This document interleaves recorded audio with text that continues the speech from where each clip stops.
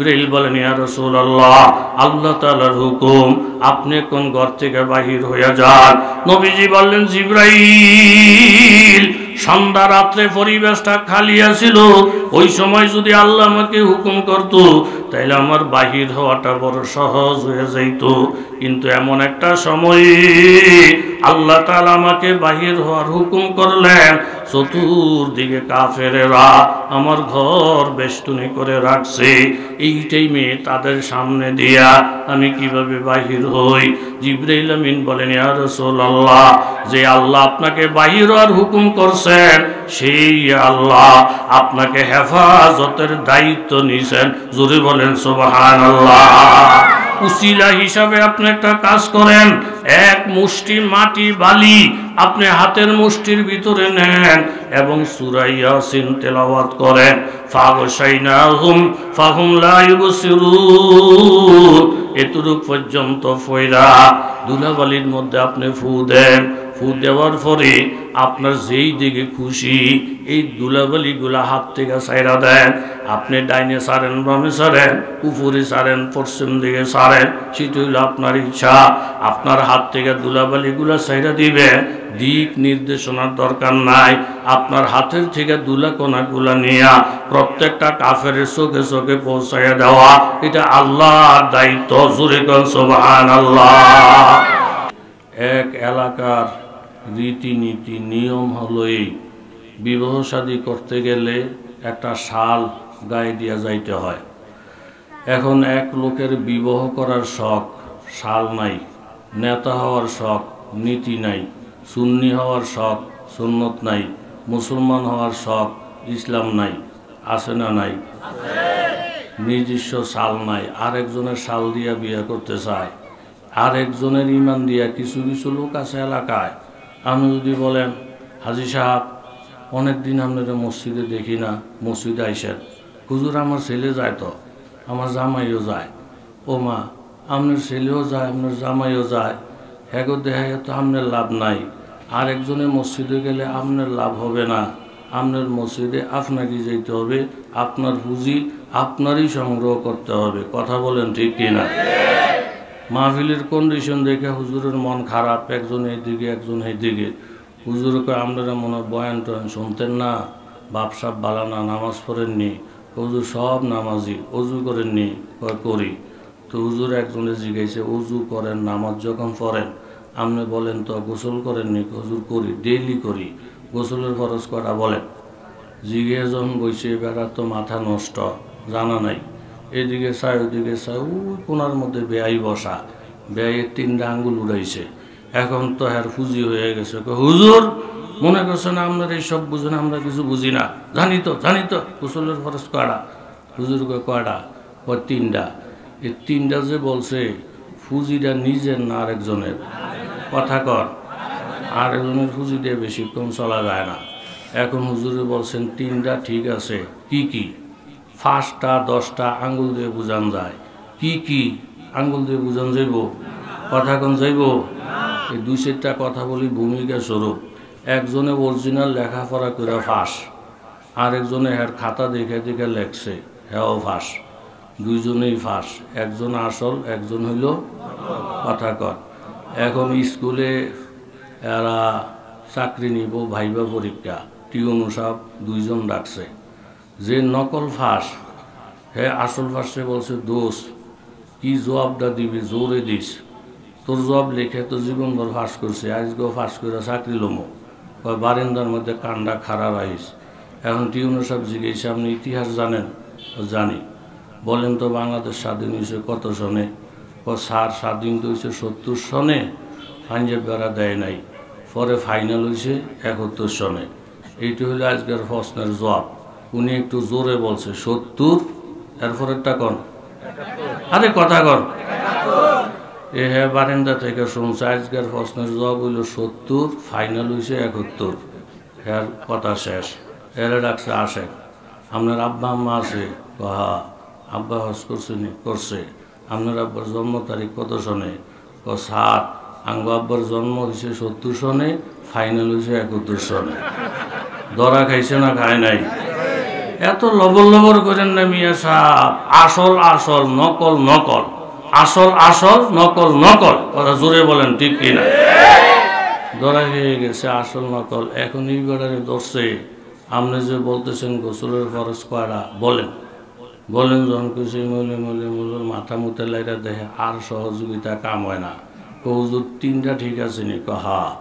তাইলে আমার জানা মতো গোসলের ফরজে 3টা। 1 নম্বরের পানি, 2 নম্বরে সাবান, 3 নম্বরে গামছা।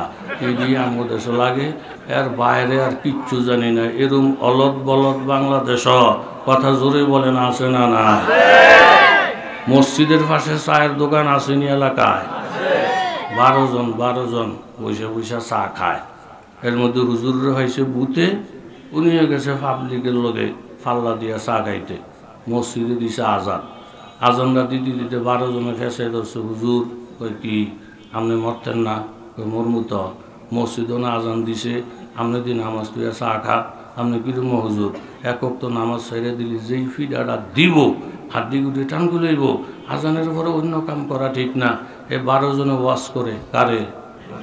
এরকম হুজুরকে ওয়াজ করি না পাবলিক বাংলাদেশে আছে না নাই?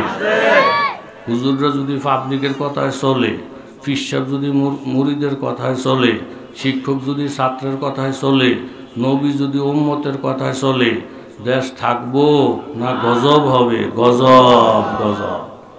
হুজুরে বলে আমি 18 বছর তকবিরুল্লাহ ছুড়ে নাই, আমার নিয়ে আপনারা টেনশন করেন না। না হুজুর, আগে গেলে আগে সব। তার বাহে মসজিদের মতল্লি, ওই হের ভাই হলো সেক্রেটারি, আমার ভাই সভাপতি। এটা আমগো মসজিদ। হুজুর করে 3 বেলা খাওয়াই। মসজিদটা খালি ঘুরে রয়েছে। তাড়াতাড়ি যান, তাড়াতাড়ি যান, আগে গেলে আগের সব। দোহানদারে আত্মাত গুলা গুছাই এই মিয়া মুন্সিদের সোজা ভাইয়া, তোমরা 12 জন কাল গুতাইতেছ মসজিদে যাওয়ার লিগা। নামাজ কি শুধু হুজুরের উপরে ফরজ, তোমাকে উপরে ফরজ না? কথাটা কি ন্যায় বলছে না অন্যায়? কথাটা বলতে দেরি আছে। হেরা 5 জন যুবক ঠিফে গেছে। আপনি দোকানদারও না, দোকানদারে যাতো না। আমগুলো কোন মসজিদে যাইতে? আমরা কি মুন্সি? হ্যাঁ, আমরা কি মুন্সি? আমরা কি তবলিগি জিল্লে দিয়েছি?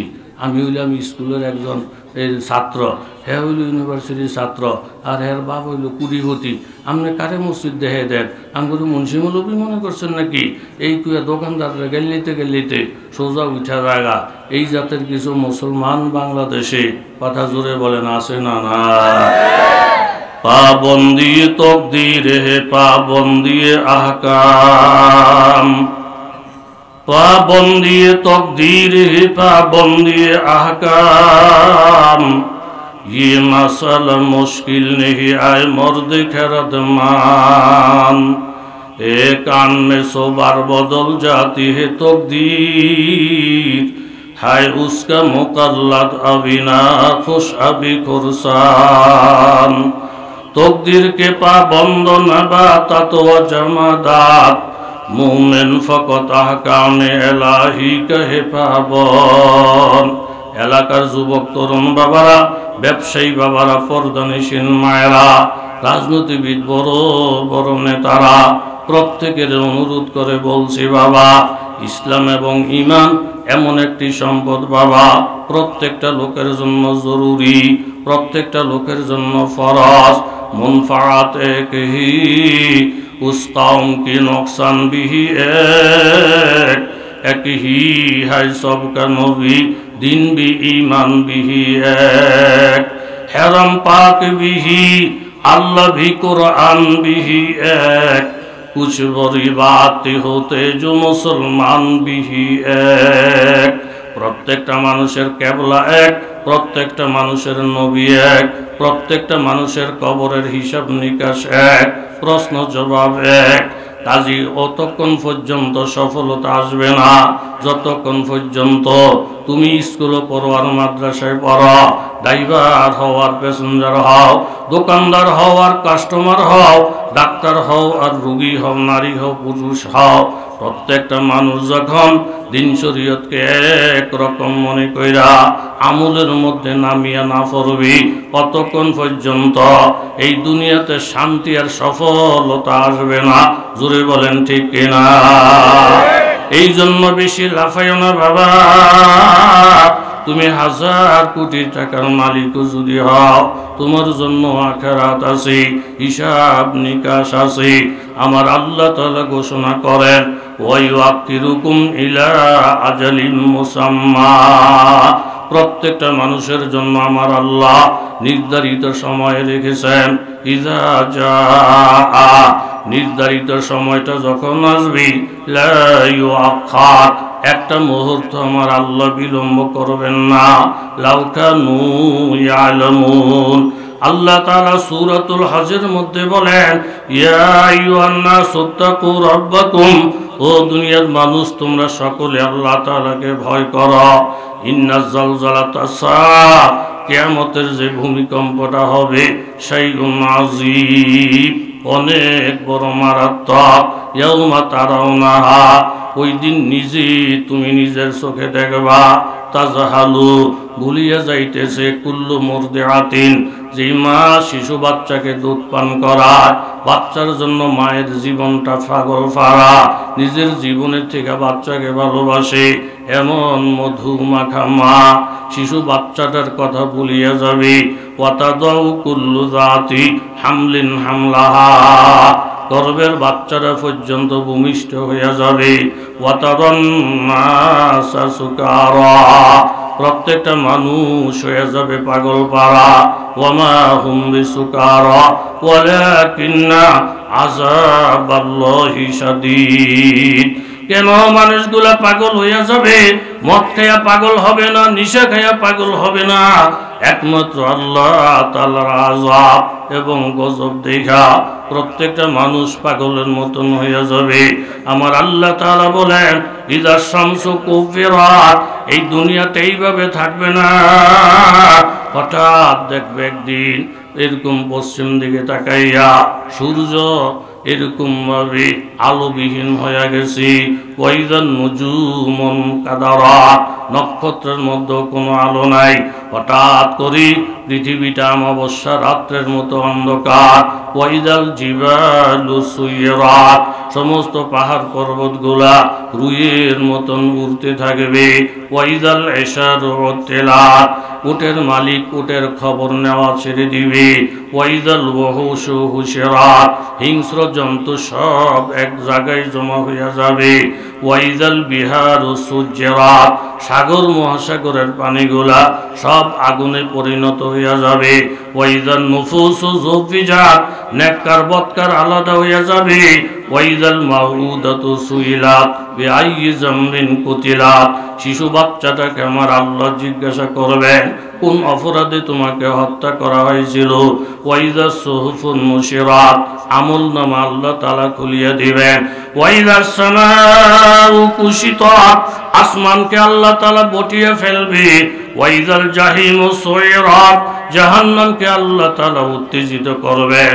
ওয়াইদাল জান্নাতু উযলিফাত, জান্নাতকে টাইনা টাইনা আমার মাবুদ কাছে নিয়ে আসবেন। এই 10-11টা ঘটনা যখন ঘটবে, আলিমাত নাফসুম মা আহদারাত, তখনই না মানুষে জানবে তার সামনে কি জান্নাত না তার সামনে জাহান্নাম। এর আগে আনন্দ করা, জান্নাত জাহান্নামের গ্যারান্টি দেওয়া ক্ষমতা পৃথিবীর কারোই নাই। জোরে বলেন ঠিক কিনা? নারায়ে তাকবীর। কষ্ট হয়ে গেছে না আপনাদের? আল্লাহ প্রত্যেকটা মানুষের ওলি বানাইয়া দেন। প্রত্যেকটা মানুষের জীবনের সমস্ত গুনাহগুলো দয়া মায়া করে আপনি মাফ করে দেন। রবি ইবনে সুলাইমান একজন বুজুর্গ লোক, প্রতি বছর হজ করেন। এই বছর হজের নিয়তে আসছেন ইরাকে। লোকজন তাঁবুর মধ্যে রাইখা গেলেন বাজার করতে। পথের মধ্যে গিয়া দেখেন একজন মহিলা হাত মৌজা পাও মৌজা বোরকা, খুব দিনদার, মরা গাদার গোস্ত কাইটা কাইটা ব্যাগের মধ্যে ঢুকায়। ওনার ছবি সুরুত দেখা কাজ দেখা বুঝো আসে না এইটা কি নেককার আল্লাহর মতো লাগে। মরা গাদার গোস্ত খাইটা খাইটা ব্যাগে ঢুকায়। মানুষটা কেড়ায় তাড়াতাড়ি করে গোস্ত ব্যাগের ভিতরে ঢুকাইয়া গুড় করে হাইটা রওনা দিছেন। বাসার ভিতরে ঢুকে গেছেন। রবি ইবনে সুলাইমান দরজায় দাঁড়াইছেন। দাঁড়াইয়া ডাক দিয়া বলেন, মা আপনি কে গো মা? আল্লাহর মতো দেখা গেল আপনি যে মরা গাদার গোস্ত ব্যাগে ঢুকাইয়া ভিতরে ঢুকলেন, মরা পশুর গোস্ত খাওয়া তো হারাম। মরা পশুর গোস্ত খাওয়া, জোরে বলেন কি হারাম। মেয়ে লোকের সাথে কথাবার্তা বলা যায় প্রয়োজন অনুযায়ী। ওয়াইদা সালতুমুহুন্না মাতান ফাসআলুহুন্না মিন ওয়ারাই হিজাব। আল্লাহ তাআলা রেখে বলেন, নবীর সাহাবীরা শোনো, নবীদের বিবিরা তোমাদের আম্মার সাথে কথাবার্তা বলা প্রয়োজন অনুযায়ী যদি বলতে চাও বলতে পারবা, পর্দার আড়ালে থাইকা। একজন বেগানা পুরুষ যদি একজন বেগানা মেয়ে লোকের সাথে একান্ত জরুরি কোনো কথা হয়, ছোট কোনো বাচ্চা নাই, ডানে বামে কেউ নাই, তাইলে আপনি পর্দার আড়ালে থাইকা কথা বলতে পারবেন। রবি ইবনে সুলাইমান ভাবলেন পর্দার আড়ালে থেকে তো কথা বলা যায়। ডাক দিলেন, মা আপনি কে গো মা? আপনি যে মরা গাদার গোস্ত বেগে ঢুকাইয়া ভিতরে প্রবেশ করলেন খাওয়ার জন্য। মরা পশুর গোস্ত খাওয়া হারাম, নবীর ধর্মের মধ্যে এটা নাই। আপনি আল্লাহর হস্তে খাইয়েন না। মনে হয় এই মাসালা আপনি জানেন না। ভিতরে থেকে জবাব দিলেন, মুসাফির বাবা মনোযোগ দিয়ে শোনো, আমার 4টা মেয়ে উপযুক্ত হয়ে আছে। মেয়ের বাবা দুনিয়াতে নাই, উনি নবীর বংশের একজন লোক, সাইয়্যদ বংশের লোক। আমরা নবীর খানদানের লোক। নবীর খানদানের লোকদের জন্য সদকা ফিতির খাওয়া হারাম, যাকাত খাওয়া হারাম, মান্নত খাওয়া হারাম। কাজী সদকাও খাইতে পারি না, ফিতরাও খাইতে পারি না, মান্নতও খাইতে পারি না। আজকে 3 দিন চলছে, এই ঘরের চুলার মধ্যে কোনো আগুন জ্বলে না। আল্লাহ তাআলা কোরআনে বলছেন, নিজের জীবন বাঁচান পরিমাণ এরকম মরা পশুর গোস্ত খাইয়া অন্তত জীবনটা রক্ষা করা যায়। সেই সুবাদে মরা পশুর গোস্ত আনতে আইছি। আপনার ফতুয়া দেওয়া লাগবে না। সৈয়দ বংশের লোক আমরা, নবীর বংশের লোক আমরা। জোরে বলেন সুবহানাল্লাহ। तक़सीम किया हर चीज को कासाम अज़ल ने, तक़सीम किया हर चीज को कासाम अज़ल ने, जिस शय के लिए जो चीज काबिल नजर आया, बुलबुल को दिया ना लो परवाना को जलना, गम हमको दिया सबसे जो मुश्किल नजर आया। আমরা মাসালা বুঝেই মরা পশুর গোস্ত খেতে বসছি। রবি ইবনে সুলাইমান ভাবলেন নবীর বংশের লোক না খাইয়া মরবে, আল্লাহওয়ালার গোষ্ঠী না খাইয়া মরবে, আর আমি বারবার হজ করব, উমরা করব, এটা মনে হয় উচিত হবে না। সোজা তাবুতে চলে গেলেন। ওনার পুঁজিপাটটা ছিল সর্বমোট 600 দিরহাম। এই 600 দিরহাম সঙ্গে লইলেন, 200 দিরহাম দিয়া নগদ বাজার করলেন, আর 400 দিরহাম আটার বস্তার ভিতরে ঢুকাইলেন। দরজার কাছে গিয়ে হাত মারলেন, মা এই যে 200 দিরহামের বাজার এইখানে আছে, 600 দিরহাম বস্তার ভিতরে আছে, আপনাদের জন্য হাদিয়া দিলাম, এগুলো আপনারা ব্যবহার করেন, আমার জন্য দোয়া করেন। দোয়াও চাইলেন না, কারণ কেউ যদি দোয়ার কাজ করি দোয়া চাওয়া লাগে না, অটোমেটিক দোয়া আইসাই যায়। জোরে বলেন ঠিক কিনা? কত পাবলিক আছে হুজুর করে কানে ধরে ধরে ঘুরায়। হুজুরের দাওয়াত দিয়া ওয়াল মাছ, বোয়াল মাছ, রুই মাছ সব খাওয়াইছে। খাওয়াতে হুজুর দোয়া করেন। হুজুরকে আমি বুঝছি দোয়া লাগবো, তসবিটা পকেটে থুইয়া মুনাজাত ধরবো বাপ। এবার হুজুর দাওয়াত দিছে, আপনি দিয়ে আমারে কিচ্ছু জিগান না, ফট করে মুনাজাত ধরতে ভাবছেন, কিল্লিকে আমি আপনার দাওয়াত দিলাম, উদ্দেশ্য কি এটা ভালো করে জিগেয়া এরপরে না মুনাজাত ধরবেন। হুজুরকে 12 বছর লেখাপড়া করছি, বাড়িটার মধ্যে ভাড়া দিলে দোয়াটা কোন মূল যাইব এই জ্ঞানটা আমাকে আছে। কথা জোরে কম ঠিক নেই তো? আচ্ছা হুজুর ঠিক আছে, আপনি কি দোয়াটা করতেন? আমি আপনার জন্য, আপনার আব্বার লেগে, আমার লেগে, শ্বশুর শাশুড়ি গোষ্ঠী গিয়াতে জেতা মরা দেশ বিদেশ লাগে, আধা ঘন্টা যাইব, সবাই লইয়া দোয়া করবো। হুজুরে লেগে আপনাগুলোকে বনে না। 16 বছর পরে আল্লাহ আমার একটা ফোলা দিছে। এই ফোলার আজকে 7 দিন আকিকা উপলক্ষে আপনার দাওয়াত দিছি। আমি আজকে নিয়ত করছি আজকের দোয়াটা শুধু আমার ফোলার লেগা। আপনি যদি 14 গোষ্ঠী মিলাইয়া দোয়া করেন আমার ফোলার বাগে অল্প দোয়া করবো, এতে আমার ফোলার পোষাইতো না। 16 বছরের ঘরের ফোলা দ আজকে আপনার বাপ মার নাম ধরলেন না, শ্বশুর শাশুড়ির ফাংশনে লাগে আলাদা দোয়া করামো। আজকেরটা 16 আনা ফোলা, 16 আনা ফোলা হুজুর করে দিন ধর্ম শিহায়, এরকম কিছু মায়মাত বরজোরে বলেন আছে না নাই? হুজুরে কয় যে বোয়াল মাছ খাই আটকাইছি, আপনার বিরুদ্ধে গেলে তো আপনি নষ্ট হয়ে যাবেন। অন্ধ লোক, চোখ নাই, ভিক্ষা করে। বেড়ারা কর মিয়া চোখ তো দেখেন না, এন যা বইয়ে দিয়েছি সব কামলা, নিজের এই চা খাওয়ানোর পয়সা নাই। আমাকে বিরক্ত করো না, সামনে যা। বড় লোক আছে, একজনের নজর ঘুরে গেলে 6 মাস হইয়া খাইতে পারবা।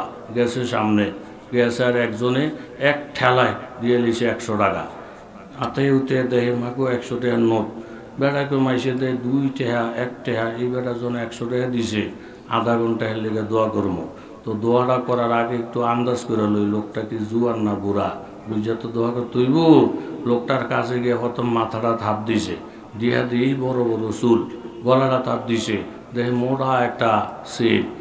আর আতাহাতির দরকার নাই, আমার আইডি হয়ে গেছে। বেড়ায় ধরছে মুনাজাত ধরে, আল্লাহ এই মাইয়াডায় 100 টাকা দিছে, ভালো আছে একটা জামাইয়ের বাউ করে দেয়। একটা লাভ দিয়ে উঠছে, সরে বেড়া তোর দাঁত ফেলাই তো আমি মাইয়া নাকি? কই তুই কি? আমি দে আস্তা বেড়া। এতে কই ইন্না লিল্লাহ।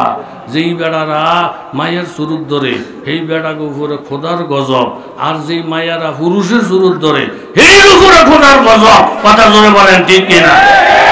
এরকম ফোলা মায়া হইতে চায়, মায়া ফোলা হইতে চায়। এই জাতের ফ্যামিলি, এই জাতের ফ্যাশন বাংলার জমিনে আছে না নাই? সময় তো কম, কথা ঘুরাইতাম না। অনেকে আমার কাছে বিচার দেখো, হুজুর মেয়ে লোকটি নষ্ট হয়ে গেছে। রাস্তাঘাট দিয়ে যখন আমরা হাঁটি আমার একেবারে জায়গা দেয়ই না, লাগে যখন গায়ের উঠবো ঠেললা লাগে যখন হালাই দিব। কিন্তু আপনাকে হুজুরকে যখন দেখে ঠিকই কারণ অন্যটা টাইন না, কোনটা টাইন না, ওই 14 দূরে গিয়ে খারিতায় হুজুর আমনো করে যা সম্মান করে এখনো আমগো মাস্টার করে ফার্স্ট ফাই দিয়েও বলে না। বিষয়টা কিন্তু জিগেন তো। তা আমি কয়েকজন মেয়ে লোকরে জিগেলাম, স্যারেকে বলে আপনার ইজ্জত দেন না, দেখলে বলে গাড়ি উঠবেন উঠবেন বাপ। হুজুরকে দেখলে বলে একেবারে ওনা দিয়া মুখ ডাইকা ফাঁসার দূরে বলে গিয়ে বয়ে থাক। হুজুর করে এত দাম দেন, হ্যাঁ করে দাম দেন না কা? তুমি এই লোককে হুজুর কেমনে দাম দেবো? আমগো দাড়ি মোছ নাই, হ্যাগো দাড়ি মোছ নাই। আমগো চুল লম্বা, হ্যাগো চুল লম্বা। আমগো পোশাক যা, হ্যাগো পোশাকও থা। দেখলে মাইজ্ঞা মাইজ্ঞার মতন লাগে, লাগে মানে একটা আস্থা বেরিয়ে ইতাছে। ইতান আমরা ফাঁস পাই দিয়েও গনি না। আর আমগো যখন দেখি এই চুল, এই দাড়ি, এই ফাঁকরি, আল্লাহু আকবার, আস্থা একটা পুরুষের মতন লাগে। এই জন্য ইজ্জত দেই, জোরে বল সুবহানাল্লাহ। এরম উল্টা পাল্টা লোক কথা জোরে বলেন আসেনি? থাক, আর সেদিকে বাড়াইলাম না। এখন হুজুরে চিন্তা করছে বোয়াল মাছ খাইছি, হ্যাঁ মন মতন দোয়া না করলে মনটা খারাপ হইব, সামনে দাওয়াত নাও দিতে পারে। আচ্ছা ঠিক আছে, আজকে একটা সব বাদ আপনার ফোলার লেগে দোয়া করবো। আপনার ফোলার নামটা কি? হুজুর আমার ফোলার নাম সাগর। এটা হইনা হুজুর ক বাবা মাফও চাই, দোয়াও চাই। সাগরে 3 বার আমার বাড়ি ভাঙছে। নামটা শুনলে কলজাতে আমার পানি থাকে না। এই নামে আমার মুখ দিয়া দোয়া হইতো না। আমও গেছে, সালও গেছে। কথা জোরে বলেন ঠিক কিনা? हर सिमत सियाती है सदा अहले तमन्ना, हर सिमत सियाती अहले तमन्ना, मरने की तमन्ना है मदीना की गली में, जिस खाक पे चलते थे शहंशाह दो आलम, वो चश्म का सुरमा है मदीना की गली में। রবি ইবনে সুলাইমান 200 টাকার বাজার সদাই করলেন, 400 দিরহাম হাদিয়া দিলেন। এই কাজটা যে করলেন মেয়ে লোকের কাছে দোয়াও চায় নাই। কেন দোয়া চাই নাই বাবা? দোয়ার কাজ যদি কেউ করে অটোমেটিক দোয়া এসে যায়। আজকে একটা পবিত্র ঈদের দিন, রহমতের নবী, কান্ডারির নবী ঈদের নামাজ পড়ানোর জন্য জুব্বা মুবারক পরিধান কইরা, এরকম পাগড়ি মুবারক পরিধান কইরা, ছড়ি মুবারক হাতের মধ্যে লইয়া রহমতের নবী ঈদগাহের দিকে রওনা দিবে।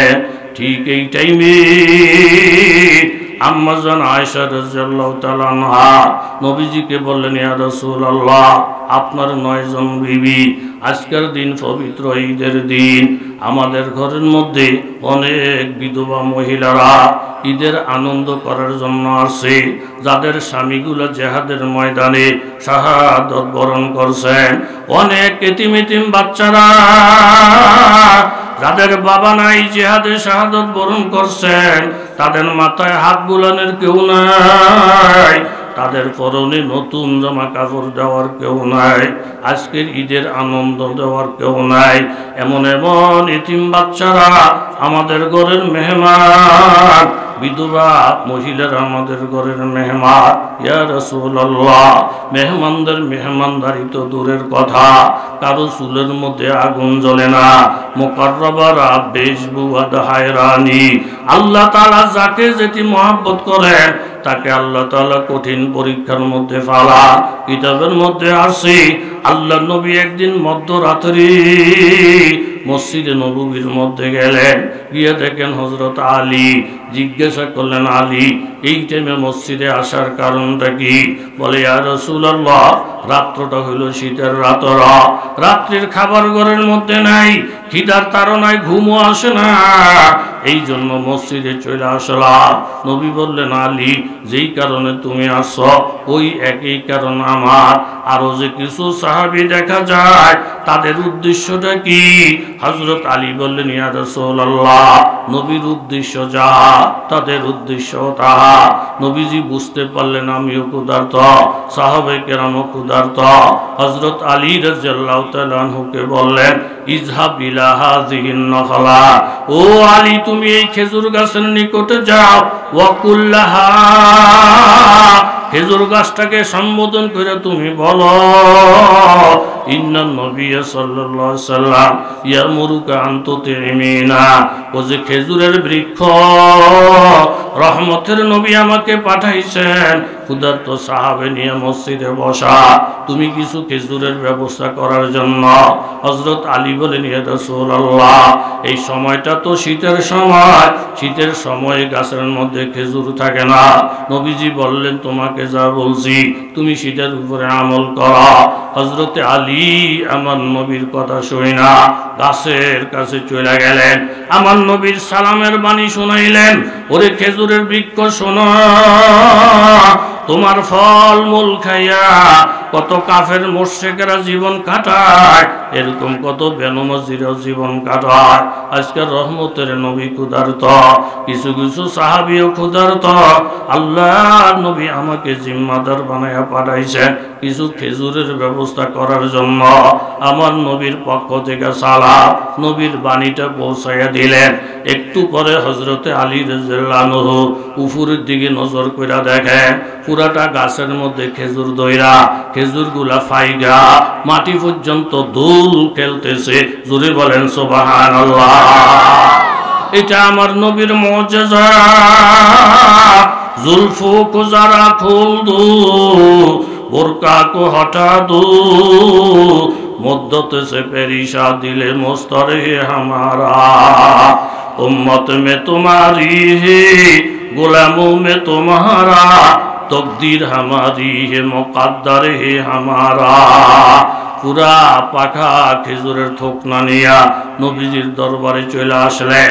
নবীজি নিজে খাইলেন, সাহাবায়ে কেরামদেরকে দিলেন। ফাতেমা রাদিয়াল্লাহু আনহার জন্য হাদিয়া পাঠাইলেন। পাঠাইয়া নবীজি বললেন, হযরতে আলী, তুমি কি বুঝলা? আমি যদি দুনিয়া চাইতাম, যেই নবীর নাম বললি মৌসুম সারা গাছের মধ্যে পাকা খেজুর পাওয়া যায়, ওই নবী যদি দুনিয়া চাইতো, উহুদ পাহাড়টা স্বর্ণ হয়ে যাইতো। কিন্তু আমি গরিবী হালাতটাকে পছন্দ করলাম। আমি উম্মতের বুঝাইতে চাই, আখিরাতের তুলনায় এই দুনিয়াটা হইল আড়াই সেকেন্ড। কোন রকম যদি হায়াতটা কাটাইয়া দেওয়া যায়, একটা সাধারণ মুমিনের জন্য মাবুদি যেই জান্নাতটা দিবি, এই জান্নাতটা হবে দুনিয়ার থেকে 10 গুণ বড়। জোরে বলেন সুবহানাল্লাহ। এটার নামই হলো বাবা ঈমান।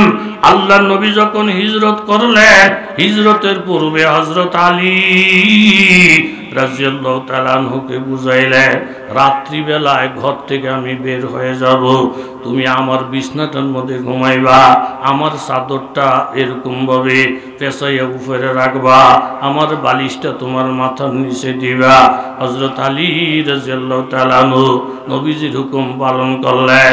আল্লাহর নবী ঘরের মধ্যে অবস্থান করতেছেন, বারবার আসমানের দিকে তাকায়, মাবুদের হুকুম ছাড়া নবীজি বাহির হবেন না।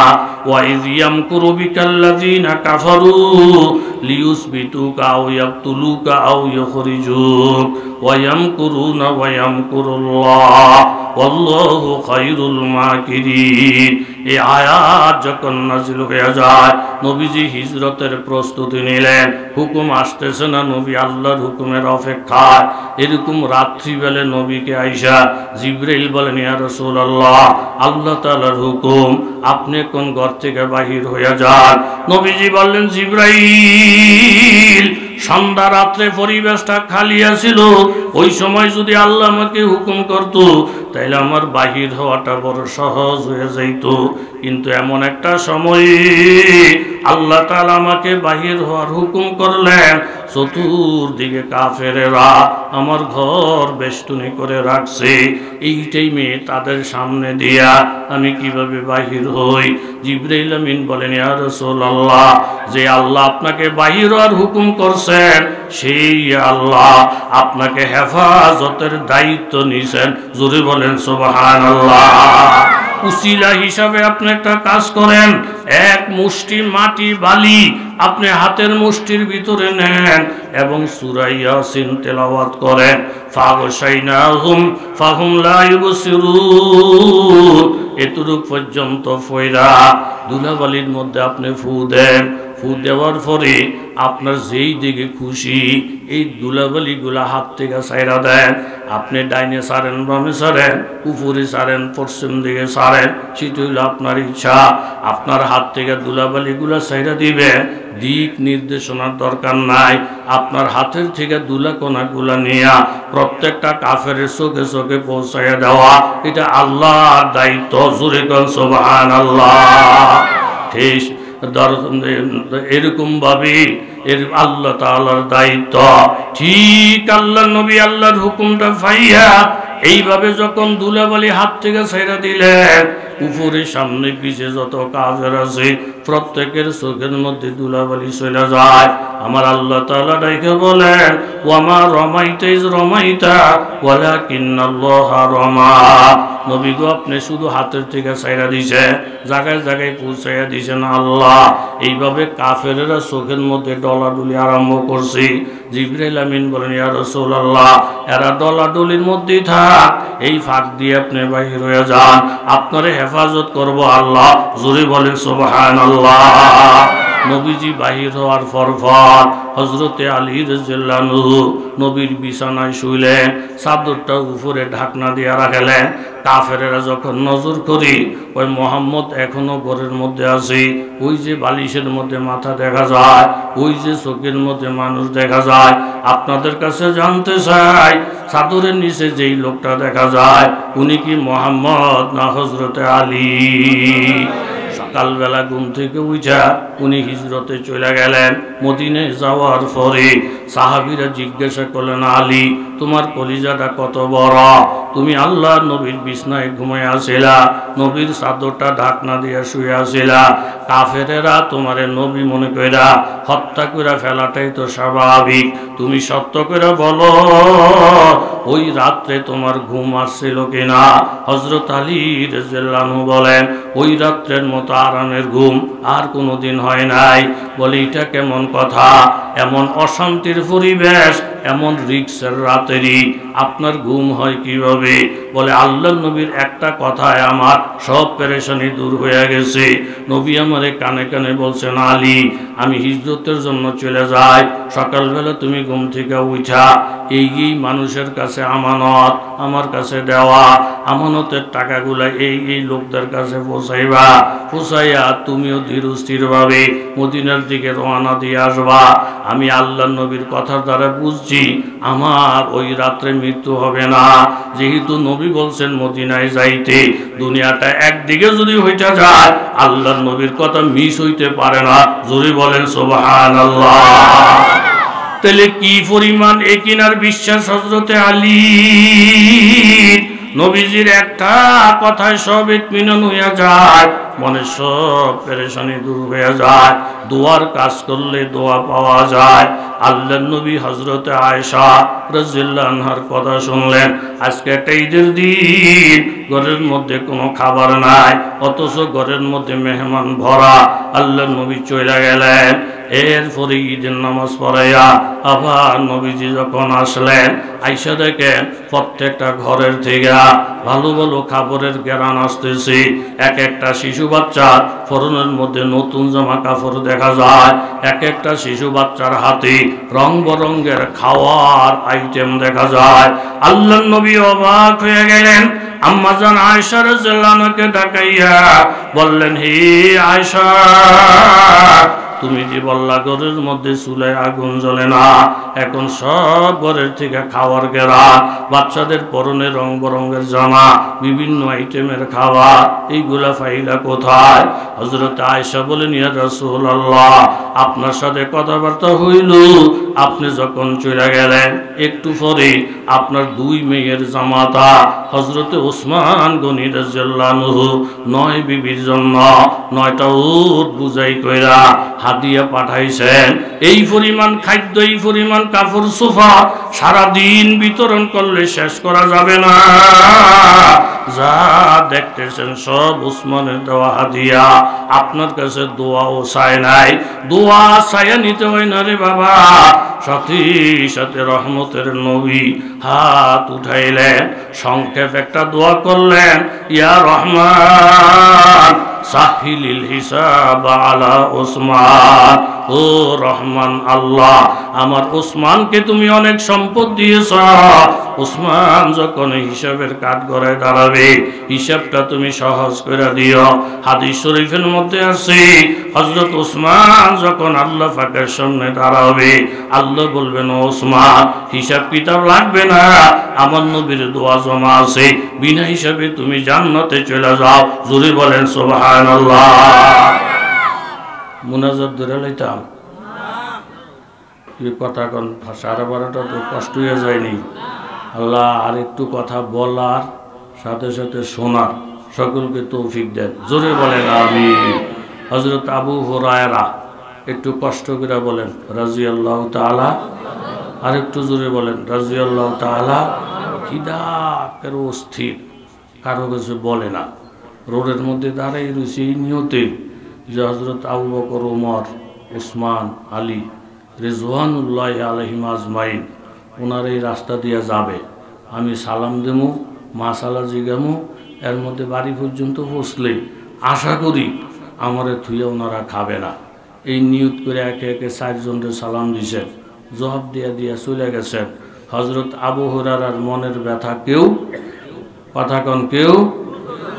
সর্বশেষ মসজিদ থেকে আসছেন আপনার নবী, আমার নবী, বিশ্ব নবী মুহাম্মদুর রাসূলুল্লাহ সাল্লাল্লাহু আলাইহি ওয়াসাল্লাম।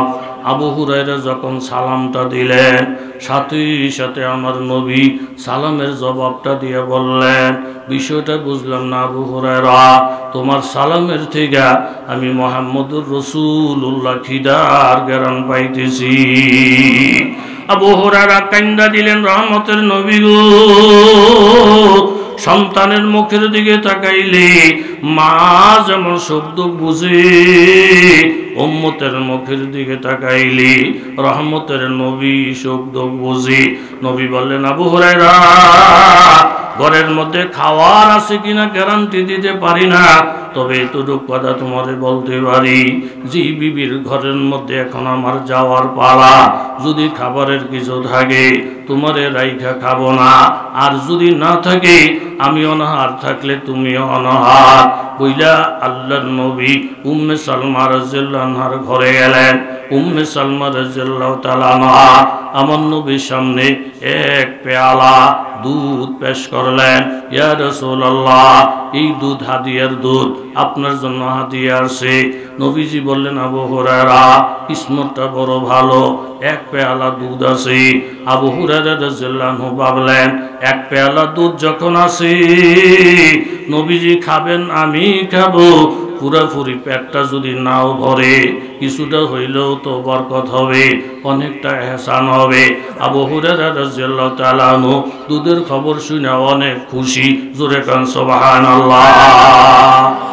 একটু পরে নবীজি বলেন, আবু হুরায়রা, হুজুর কি কয়? মসজিদের নববীতে আসহাবে সোফা, যাদের বাড়িঘর নাই, সাইকুল্লাদি জাকারিয়া সাহেব রহমতুল্লাহ আলাইহি লেখছেন, এই বাড়িঘর হারা গরিব গাঙ্গাল সাহাবীর সংখ্যা প্রায় 120 জন। নবীজি বলেন, আবু হুরায়রা, একটা কাজ করো, মসজিদের নববীতে আসহাবে সোফা এরকম ক্ষুধার্ত 100 বা 120 হবে, তুমি একটা কষ্ট করে মসজিদে যাও, যাইয়া এই 120 জন যা আছে মসজিদে প্রত্যেকেরই এই দুধের দাওয়াত দিয়ে আসো। জোরে কান সুবহানাল্লাহ। দুধ কয় মন? কথা কন না কা? মেহমান দাওয়াত দিত বলতেছে কয়জন? 120 জন। আবু হুরায়রা রাদিয়াল্লাহু আনহু বলেন, আমার মাথাটার মধ্যে লাগে যখন ফাহার ভাঙ্গা বসা, আহারে একটা পেয়ালা দুধ দুইজনে মিল্লা খাইতাম। নবীজি কয়, মেহমান খাওয়াইব, তাও 120 জন। আমগরে যদি দায়িত্বটা দিত, যাও তো মসজিদে গিয়া কারা কারা আছে বইলাইও তো, তাহলে আমরা যাইতাম।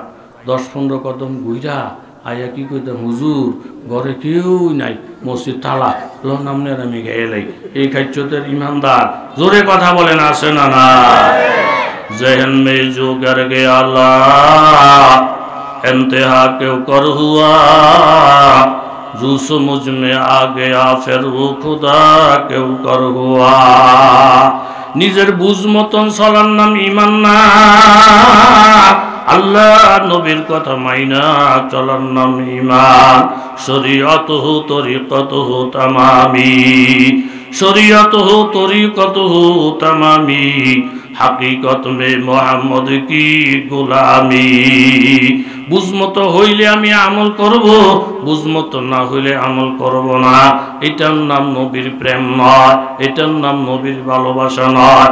হযরতে আবু হুরায়রা যদিও ক্ষুধার্ত, আল্লাহর নবী কথাটা বলার সাথে সাথে মসজিদের মধ্যে চলে গেলেন। 100 থেকে 120 জন মেহমান পাইলেন। প্রত্যেকেরই সালাম জানাইয়া বললেন, বাবারা এক পেয়ালা দুধ নবীর ঘরে আছে, আল্লাহ নবীর পক্ষ থেকে আপনাদের সকলের দাওয়াত। সকলে দাওয়াত গ্রহণ করলেন।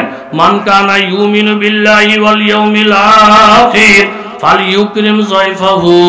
আল্লাহ নবীর সহিহ হাদিস, যারা আল্লাহর উপরে বিশ্বাস রাখে, আখিরাতের উপরে বিশ্বাস রাখে, তারা যেন মেহমানের কদর করে, মেহমানকে নেয়ামত মনে করে। আল্লাহর নবী এশার নামাজের পরে মসজিদে নববীতে একটা আলান দিলেন, আমার মজলিসে কিছু মেহমান আছে, যারা এই মেহমানদের মেহমানদারি করবে, আমার সঙ্গে তারা জান্নাতে থাকবে।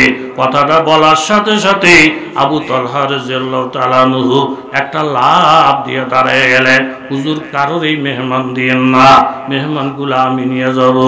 সাথে সাথে মেহমান নিয়ে বাড়িতে গেলেন। গেটের মধ্যে দাঁড়া করাইয়া বিবির সঙ্গে পরামর্শ করতে গেলেন, বিবি তোমার সাথে জিজ্ঞাসাবাদ করণ ছাড়া আমি মেহমান নিয়ে আসি, এমন মেহমান যাদের মেহমানদারি করলে নবীর সঙ্গে জান্নাত পাওয়া যাবে। বিবি শুই না বড় খুশি হয়ে গেলেন। স্বামী আপনি একটা বুদ্ধির কাম করছেন, আপনি আমার সাথে পরামর্শ করার জন্য যদি বাড়িতে আসতেন, এই মেহমান আরেকজনের বাগে চলে যাইতো।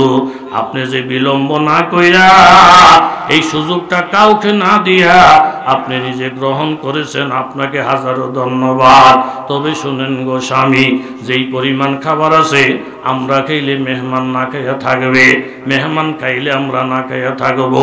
একটা কাজ করেন, এখনো তো ফরদার আয়াত নাজিল হয় নাই, মেহমান মেজবানে দস্তরখানে খাবে, আমি একটা বাহানা কইরা বাত্তিটা নিবাইয়া দেব, তখন আপনিও দস্তরখানে হাত দিয়া মুখ পর্যন্ত নিবেন, আমিও দস্তরখানে হাত দিয়া মুখ পর্যন্ত নিব। মেহমানরা দেখবে আমরা খাই, কিন্তু আপনিও খাইন না, আমিও খামু না, তাহলে মেহমানদের পেট ভরে যাবে, আমরা নবীর সঙ্গে জান্নাত পাবো। একটু চিন্তা করে দেখেন না বাবা, এই মানবতার নাম ইসলাম, এই সভ্যতার নাম হইল ধর্ম। জোরে বলেন ঠিক কিনা? যেমন কথা তেমন কাজ। হাজার হাজার মানুষ না খাইয়া থাকে, পাড়া পড়োশিরা না খাইয়া থাকে, আপনি বারবার হজে চলে যান, বারবার উমরায় চলে যান, আপনার আপন ভাই ভাত পায় না, আপন আত্মীয় স্বজন ভাত পায় না, জাকাতের টাকাটা পর্যন্ত আপনি দেন না। এইভাবে জাকাতের কতগুলা কাপড় কিনা আল্লাহ ফাইল্লার পিছনে আপনি ব্যয় করে নাম ফুটানোর জন্য, অথচ আপন রক্তের খবর নাই, এমন লোক সমাজে আছে না? না, এইভাবে মেহমানদেরকে মেহমানদারি করাইয়া রাত্রিবেলায় ঘুম পাড়াইয়া ফজরের সময় মেহমান বাড়ি হলো যখন মসজিদে চলে গেলেন, আল্লাহ নবী নামাজটা পড়া হযরতে আবু তালহাকে ডাকলেন। ওনার বিবির নাম উম্মে সুলাইম, আনাস রাদিয়াল্লাহু তাআলা আনহুর আম্মা। নবীজি বললেন, আবু তালহা, তোমরা স্বামী স্ত্রী মেহমানদের সাথে কি ব্যবহার করছ, মেহমানদেরকে কি খাওয়াইছ, তোমাদের মেহমানদারি দেখা আল্লাহ তাআলা তোমাদের প্রশংসা করতে গিয়া কোরআনের আয়াত পাঠাইছে। জোরে কোন সুবহানাল্লাহ। ওয়া ইউসিরুনা আলা আনফুসিহিম ওয়ালাউ কানা বিহিম খাসাসা। নবী গো, আপনার এমন উম্মত তৈরি করেছেন, তারা অভাবের মধ্যে থাইগা এরপর মেহমানদের মেহমানদারি করে। আল্লাহ তাআলা আমাদেরকে তৌফিক দেন। জোরে বলেন মাশাআল্লাহ। আর একটু জোরে বলেন। কি ভালো মানুষ, আমি আপনাকে উপরে সাইডে দিছি, জোরে বলেন আমিন। না, আমি কই নাই, কি বলবেন এটা আপনাকে উপরে রাখছি। মাশাআল্লাহ, আপনারা আমিন বলছেন। অনেক জায়গার মধ্যে এরকম পরীক্ষা করি, আল্লাহ তাআলা আমাদেরকে যে আসার তৌফিক দান করছেন, এই জন্য আমরা কলেমাতের শুকুর আদায় করি। অন্য অন্য মাহফিলে কি শুকুরটা আদায় করবো আপনারা বলেন। ওমা দিয়ে কেউ কয় সুবহানাল্লাহ, কেউ কয় আল্লাহু আকবার, জানে না, আপনারা জানেন। ধন্যবাদ, আল্লাহ সকলকে কবুল করেন। জোরে বলেন আমিন। কয়জন দাওয়াত দিছে? কথা কন না গা। 120 জন আইছে, বেশি ওয়াজের দরকার নাই। আবু হুরায়রা রাদিয়াল্লাহু আনহু আয়ুবগা 120 জন আইব না, 500 আইব। মেহমানের সিরিয়াল যখন আমার, প্রথম তো আমারই দিব, আমারে দিলে আল্লাহ যা করছে একটা টান দিয়া পুরাটা ফেলা খালি কইরা নবীর কাছে তুইয়া দেবো। এবার 1000 খাক না 5000 খাওয়াক, আর আমার সহ্য হইতো না। সিরিয়াল তো আমার। নবীযুগে আবু হুরায়রা মেহমান আইসিনি, হুজুর আইসে দাও, তাইলে সকলকে বসায় দাও, বসায় দিয়া এই দুধ খাওয়ান শুরু করো। আবু হুরায়রা রাদিয়াল্লাহু আনহু মনে করছেন আমারে আগে না দিয়ে যখন দুধের কথা বলছে, হয়তো নবীজি বলবে একটা চামিচ দিয়া, এক পেয়ালা দুধে না, দুই হোড়া করে সবাই দিয়া দাও। ও মা, নবীজি এখানে কি করছে? নবীকে কোনো ভাগাভাগির দরকার নাই, একজনের হাতে পেয়ালা দিবা, উনি খাইয়া শেষ করলে আরেকজনের কাছে দিবা। আবু হুরায়রা আমি মোটামুটি আশা চাইড়িয়ে দিছি, এই পেয়ালা কোনো দ্বিতীয় জনের হাতে যাইতো না, হুদ্দা ভাড়াভাড়ি করে কোনো লাভ নাই। কিন্তু লাভ না থাকলে কি হইব? নবীর হুকুমের বিপক্ষে তো কোনো কাজ করা।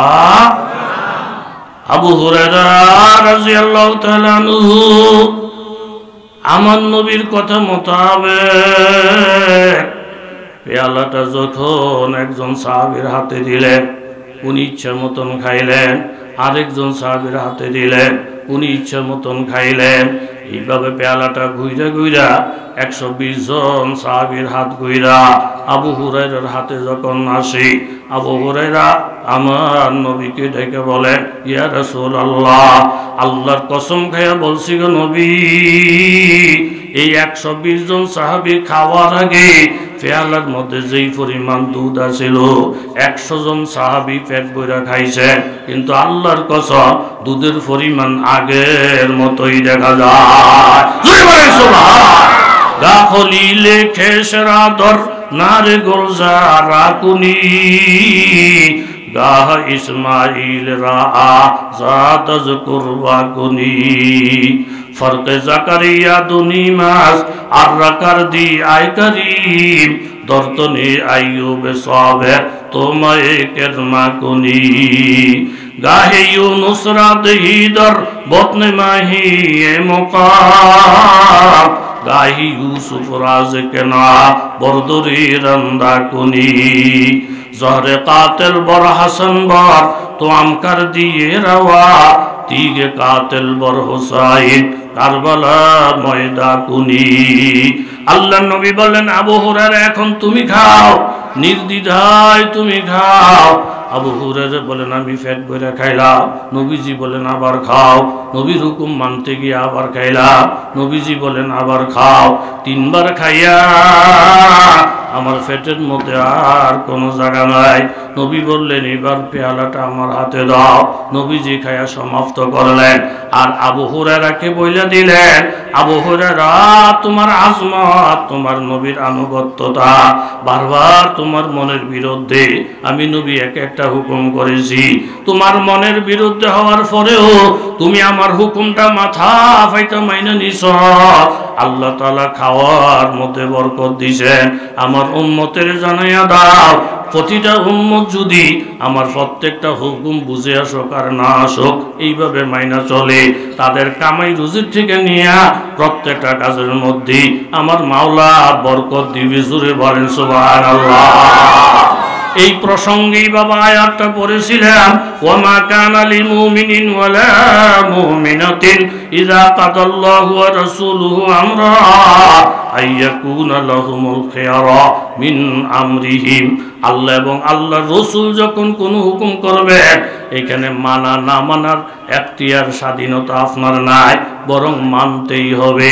ওয়ামাইয়াসিল্লাহ ওয়া রাসূলা আল্লাহ আল্লাহর রাসূলের হুকুমের বিপক্ষে যদি কেউ চলে ফাকাদ দাল্লা দালালাম মুবিনা মৌতার যুদ্ধে নবীজি তিনজন সাহাবীর নাম ঘোষণা করলেন এই যুদ্ধের সেনাপতি হবে যায়েদ ইবনে হারেসা উনি শাহাদাত বরণ করলে জাফর ইবনে আবি তালেব উনি শাহাদাত বরণ করলে আব্দুল্লাহ ইবনে রাওয়াহা উনি শাহাদাত বরণ করলে মুসলমানেরা যে কোনো একজনকে সিদ্ধান্ত কইরা সেনাপতি বানাবে আমি নবীর ধারণা বিজয় মুসলমানদেরকে দিবি পতাকা মুসলমান উড়াবে জোরে কোন সুবহানাল্লাহ এই তিনজন সাহাবীর নাম ঘোষণা করার পরে একজন ইহুদির বাচ্চা আয়েশা এই তিনজন বীর সেনানীর কানে কানে বলতেছে ও নবীর দুলালিরা শোনো নবীর জবান থেকে যদি কারো শাহাদাতের ইঙ্গিত আসে শহীদ হয়ে যাওয়াটা নিশ্চিত তোমরা যুদ্ধের মধ্যে যাইও না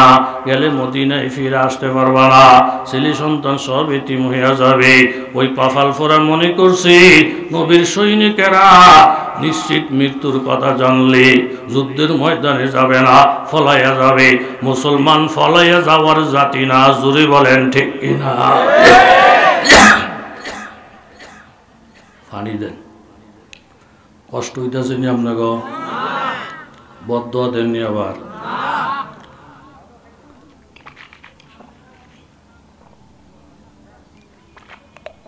পাইছিলাম আমরা ঘরে মিল মতো এই যে আমার দোস্ত আপনাকে ফাঁসের মসজিদের ইমাম জামিয়া নুরিয়ার সিনিয়র মুহাদ্দিস হুজুরের মূলত আমার দাওয়াত দাতা 9:30 10টায় পাইলে সময়টা উপযুক্ত হইতো কিন্তু এত রাত্রে যে আপনারা বসা আমার কাছে শরমই লাগতেছে কষ্ট হয়নি আপনাকে অল্প একটু পরিমাণ মতো বইলা ইনশাআল্লাহ মুনাজাত দিব তৌফিকের মালিক জোরে বলেন কে মসজিদের মধ্যে মশা আসেনি কি তাই নামাজ পড়তো কি লিগা কিছু কিছু কথা আপনারাও যদি বলেন তাইলে একটা সম্পর্ক ভালো থাকে মানুষ যায় নামাজ পড়তো মশা যায় রক্ত খাইতো ঠিক নি মুয়াজ্জিন যখন ফ্যান ছাইরা দেয় মানুষের শরীর থেকে উঠাইয়া দেয় মশার যে জিদ বাতাসের উপরে হ্যাঁ ঠেলাঠেলির লিগা অনেক কাম করতে পারি না আলেম ওলামাকে উপরে নাস্তিক মোরতাদরা অনেক খেফা এই হুজুরগো কারণে অনেক কাম করতে পারি না হুজুর দি সব ঠেড়া করে মরক মরক মরক এই জাতের নাস্তিক মোরতাদ বাংলাদেশে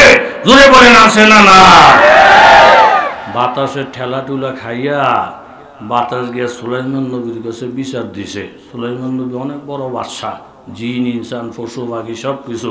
ওয়ালাকাদ আতাইনা দাউদা ওয়া সুলাইমানা ইলমা ওয়া ক্বালা আলহামদুলিল্লাহিল্লাযী ফাদ্দালানা আলা কাসীরিম মিন ইবাদিহিল মুমিনিন। অনেক কিছুর উপরে ক্ষমতা পয়গম্বর সুলাইমানের। বাতাসে গিয়া কো হুজুর একটা বিচার। কার বিরুদ্ধে? বাতাসের বিরুদ্ধে, মশায়।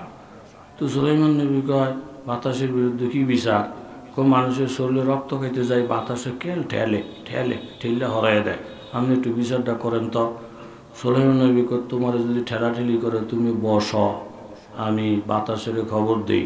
দুইজনের কথা শুনে বিচার, একতরফা বিচার শরীয়তের মধ্যে, জোরে বলেন, শরীয়তের মধ্যে নাই। সেদিকে আর গেলাম না। তো সুলাইমান আলাইহিস সালাম মশারে বসাইয়া বাতাসের ডাক দিছে, বাতাস তুমি যেখানে থাকো তাড়াতাড়ি আইও, তোমার বিরুদ্ধে বিচার আছে। এইটা শুই না বাতাসে 500 মাইল গতিতে ভোবো ভোবো করে যখন আউন ধরছে, মাত্র 250 মাইল আসছে, আরো 250 বাকি। বাতাসের শ্বশুর শুই না মশার ডরে দূরে গেছে। একবার কাটতে হয়, আবার জিততে, আবার বমি করবো বাপ। জিজ্ঞাসা হুজুর এই আওয়াজটা কিসের আওয়াজ? আমাদের ডর ডর লাগে। কয়টা বাতাসের আওয়াজ। কই যাইব? কই বাতাসে এনে আইব। কত দূর দূরে আছে? 250 মাইল দূরে আছে। হুজুর আপনার কাছে মাফও চাই, দোয়াও চাই, আমার বিচার টিচার লাগতো না। এই বাতাসে যদি আমার মুখের সামনে আইসে পড়ে একটা ঠেলায় আমার 250 মাইল দূরে সরাই দিব। আমি সামনাসামনি কথা বলার কোনো ক্ষমতা নাই। আমি মশা ফ্যান ফ্যান করলে পিছি পিছি করমু, জীবনও সামনে আইতাম না। আল্লাহওয়ালাদের সামনে, মুমিন মুসলমানের সামনে, খাঁটি মুমিনের সামনে ইহুদি নাসারা দাঁড়ানোর ক্ষমতাও নাই। বড় জোরে মশার মতো পিছনে ফ্যান ফ্যান করা ছাড়া বিকল্প কোনো পথ নাই। জোরে বলেন ঠিক কিনা? রং মনে করেন না দোস্ত, রাত বেশি তো বাড়াইলাম না।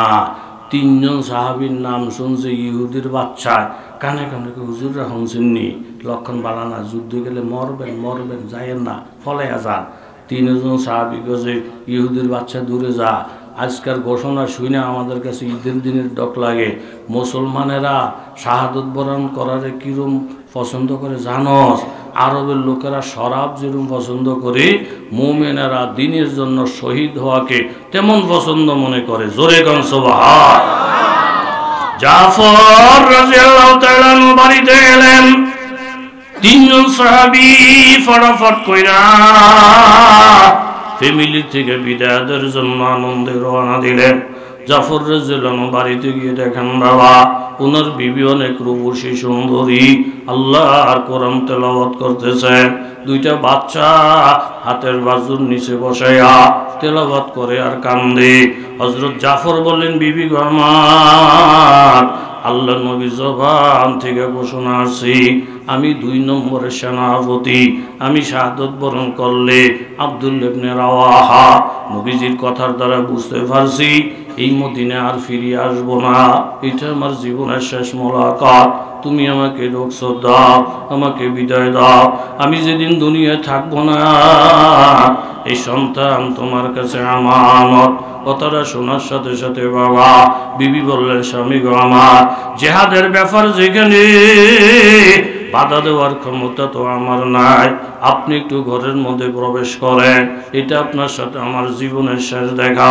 আমি আপনার গালে একটা চুমা দেবো, আপনি আমার শেষবারের মতো একটু আদর করবেন। 2টা বাচ্চা আপনার কোলে উঠে দেবো, বাচ্চাদেরকে বুকের মধ্যে জড়াইয়া শেষবারের মতো একটু বিদায় দিবেন। জাফর বলেন, বিবি গো আমার, আল্লাহর কসম গায়ে বলছি, তোমার আল্লাহ কত সুন্দরী বানাইছে। আমার 2টা বাচ্চা তাকাইলে কলিজা ঠান্ডা হয়ে যায়। এখন ঘরে ঢুকার পরে যদি তুমি আমাকে ভালোবাসা দেখাও, বাচ্চাগুলো আব্বা বইরা আমার বুকের মধ্যে যদি জড়াইয়া ধরে, হয়তো তাদের মহব্বতে পইরা জিহাদে যাইতে আমার বিলম্ব হয়ে যাবে। একটু সময় যদি বিলম্ব হয়, অথবা আমি যদি পিছনে পড়ে যাই, নবীর কাছে মুখ দেখাইতে পারবো না। বিবি আমাকে ঘরে রাইখো না, যদি দুনিয়াতে দেখা না হয় পরকালে দেখা হবে। মৌতা নামক এলাকার কথা বাচ্চাদেরকে জানাইও, তারা বড় হইলে যেন আমার কবর জিয়ারত করে। এই বইলা বাবা চলে গেলে। ওইদিকে যুদ্ধ শুরু হয়ে গেছে। রহমতের নবী মসজিদে নববীতে বসা। আল্লাহ তাআলা নবীর সামনে সব হাজির করে দিলেন। নবী বললেন, সাহাবীরা শোনো, আমি আমার নবুয়তের চক্ষু দিয়ে যা দেখি তোমরা তা দেখো না। এই যে মৌতের যুদ্ধটা আমার চোখের সামনে হাজির। এখন পতাকা যায়েদ ইবনে হারিসার হাতে তুমুল গতিতে যুদ্ধ চালিয়ে যাচ্ছে। তিনি শাহাদত বরণ করলেন। এইমাত্র আমার চাচাতো ভাই জাফর ইবনে আবি তালেব পতাকা নিলেন। তুমুল গতিতে যুদ্ধ চলছে। একজন কাফেরের তরফ থেকে তলোয়ারের আঘাত এসে জায়েদের এরকম জাফরের ডাইন হাতটা কেটে যায়। সাথে সাথে বাম হাত দিয়ে তলোয়ার ধরলেন। বাম হাতটাও যখন কেটে যায় মুখে কামড়াইয়া পতাকা ধরলেন। একটু পরে নবীজি কাইন্দা দিল। এইমাত্র জাফর ইবনে আবি তালেব শাহাদত বরণ করছেন। সাহাবায়ে কেরাম কাঁদতে আরম্ভ করলেন। নবী বললেন, সাহাবীরা শুনো, আমি আমার নবুয়তের চক্ষু দিয়া দেখি এই শাহাদতের সাথে সাথে জাফরকে আল্লাহ তাআলা জান্নাতে নিয়ে গেছেন। এই দুই হাতের বিনিময়ে আল্লাহ তাআলা জাফরকে দুইটা পাখা দিয়েছে। উনি পাখা ঘুরে ঘুরে মাবুদের জান্নাত ভ্রমণ করতে দেখা যায়। একটু পরে নবীজি বললেন, জাফর শাহাদত বরণ করার পরে আব্দুল্লাহ ইবনে রাওয়াহা শহীদ হয়ে গেছেন। মুসলমানেরা পরামর্শ কইরা খালিদ ইবনে ওলীদকে এখন সেনাপতি বানাইছেন। তলোয়ারটা হাতের মধ্যে লইয়া বাহাদুরের মতো কাফের কাইটা কাইটা সামনের দিকে আগাইতেছেন। একটা তলোয়ার যখন ভাঙ্গা যায় আরেকটা তলোয়ার ওনাকে দিলেন। একটু পরে আওয়াজ দিলেন, আরেকটা তলোয়ার দাও। এইভাবে তলোয়ার দিতে দিতে বাবা 9টা তলোয়ার জাফরের হাতের মধ্যে, খালিদ ইবনে ওলীদের হাতের মধ্যে দিলেন। কাফেরদেরকে কোবাইয়া কোবাইয়া 9টা তলোয়ার যখন ভাঙ্গা যায় খালিদ ইবনে ওলীদ বলেন, আরো তলোয়ার দাও। এখন দেওয়ার মতো আর তলোয়ার নাই। একজন সাহাবী দৌড় দিয়া একটা খেজুরের ডালা ভাঙ্গা খালিদ ইবনে ওলীদের হাতে দিলেন। কিতাবের মধ্যে লেখা, খেজুরের ডালাটা যখন হযরতে খালিদের হাতে যায় সাথে সাথে আমার আল্লাহ খেজুরের ডালাকে তলোয়ার বানাইয়া দেয়। জোরে কোন সুবহানাল্লাহ। শিয়াল কুকুরের মতো ফিটাইয়া ফিটাইয়া মুসলমানরা বিজয়ের পতাকা উড়াইলেন। এই কথাটাই আমার আল্লাহ তাআলা বলেন, নবী যখন কোনো ফয়সালা দিবে এই ফয়সালা পালন করতে গিয়া জীবন থাকবে না চলে যাবে, মন মতো হবে না বিপক্ষে হবে, এটা দেখার অবকাশ নাই। এইভাবে নবীরে মাইনা মাইনা যারা জীবনটা চালাইবে, দুইটা চক্ষু বন্ধ হওয়ার পর পর দুনিয়ার থেকে 10 গুণ বড় জান্নাত। জোরে বলেন সুবহানাল্লাহ। 600 দিরহাম রবি ইবনে সুলাইমান ওই মেয়ে লোকটারে দিলেন। দিয়া ক্যাম্পের মধ্যে চলে আসলেন। কথাটা মনে আসেনি? আয়েশা বলেন, সাথীরা তোমরা চলে যাও, এই বছর আমি হজে যাব না। কেন হজে যাবেন না বললেন না? উদ্দেশ্যটার ভিতরে গোপন রাখলেন। সাথীরা সব হজে চলে গেলেন। তিনি যাইবেন কিভাবে? টাকা তো সব নবীর খানদানের পিছনে খরচ, গরিবের পিছনে খরচ। হজ যখন শেষ হয়ে যায় কাফেলা ইরাকের মধ্যে আইসা বলে, ও রবি ইবনে সুলাইমান, আপনারা বলে হজে যাইবেন না? বলে না, আল্লাহর কসম আমরা মক্কা মদিনার প্রত্যেকটা জায়গার মধ্যে আমাদের আগে আগে আপনারে হজ করতে নিজের চোখে দেখেছি। মিনার মধ্যে আপনারে পাইছি, মুজদালিফায় পাইছি, আরফার ময়দানেও পাইছি। ধরার আগে আগে আপনি চলে যান। মদিনার মধ্যে গিয়ে দেখি রিয়াজুল জান্নার মধ্যে আপনি মুনাজাত করেন। আমরা যখন ঢুকতে চাইলাম আপনি ভাবে জিবরাইল দিয়ে বাহির হয়ে গেলেন। আপনি কেন বললেন হজে যাইবেন না, অথচ আপনি তো হজ করলেন? রবি ইবনে সুলাইমানের বুঝা আসে না। আমি তো হজে যাই নাই, এটা তো আমি জানি, কিন্তু এই লোকগুলো তো মিথ্যা কথা বলবে না। পেরেশানিটা লয়ে বাড়িতে গেলেন, এশার নামাজ পড়লেন, জিকির আজকার করলেন, নবীজির উপরে দুরূদ পড়লেন। কইরা যখন ঘুমাইলেন, কাছে দূরম্ব জসমানি ফেরাকত, কাছে দূরম্ব জসমানি ফেরাকত, দমদম্বর বরুহানি মুলাকাত। চোখটা লাগার সাথে সাথে স্বপ্নের মধ্যে দেখে আল্লাহর নবী এসে হাজির। নবী বললেন, ও সুলাইমানের মেয়ে রবি, এতগুলা মানুষে বলল তুমি হজ করছ, কারো কথা তুমি বিশ্বাস করো নাই। আমি তোমাকে খবরটা দেওয়ার জন্য আসছি, তোমার যে 600 দিরহাম একটা অসহায় ফ্যামিলির পিছনে খরচ করছ, তোমার এই দান অনুদান দেখা আল্লাহ তাআলা খুশি হয়ে গেছে। আর এই অসহায় ফ্যামিলির উপকার করছ, হজে যাইতে পারো নাই, আল্লাহ তাআলা খুশি হইয়া তোমার শুরুতে একজন ফেরেশতা বানাইছেন। তোমার টুপির মতো ওনার টুপি, তোমার জামার মতো ওনার জামা, তোমার পক্ষ থেকে একজন ফেরেশতা এই বছর হজটা পালন করে দিছি। আল্লাহ তাআলা আমি নবীকে জানাই দিয়েছেন, কিয়ামত পর্যন্ত যত লক্ষবার হজের সময় আসবে, ফেরেশতা দিয়ে তোমার সুরত বানায়া প্রতি বছর হজ করাইয়া নিবি। যত লক্ষবার হজ করতে পারবে সবগুলা নেকি তোমার আমলনামায় যাবে। ওমা কানা লিমুমিনিন ওয়ালা মুমিনাতিন ইযা কাদাল্লাহু ওয়া রাসূলুহু আমরা আইয়াকুনা লাহুমুল খিয়ারা মিন আমরিহিম ওয়া মান ইয়াসিল্লাহা ওয়া রাসূলা ফাকাদ দাল্লা দালালাম মুবিনা।